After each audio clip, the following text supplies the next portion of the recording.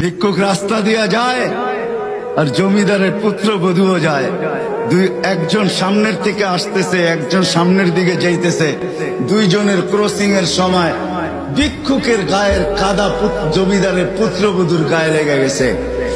সে দুনিয়া আন্ধার করে ফেলছে, স্বামীকে ডাইকা নিয়ে আসছে, বলছে ভিক্ষুক আমার কাপড় নষ্ট করে দিছে। সে শুধু ভিক্ষুক ছিল না, বৃদ্ধ ছিল।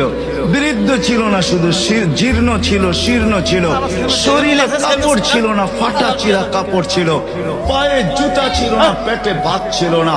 জমিদারের পুত্র সইতে পারে নাই, যৌবনী শক্তি সয়তো সয় কি কইরা তার স্ত্রীর গায়ে ভিক্ষুকের কাদা, বস সমগ্র শক্তিকে হাতে জমা করা একত্র করা বৃদ্ধের গালে বসায়।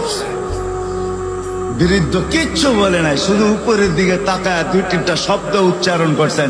শব্দগুলা হলো ইয়া মাল্লাহ, তারা হলো ওয়ুন, ও আল্লাহ চোখে দেখা যায় না, ও তারা কুল্লা শাই, তুই সব দেখিস, ফারা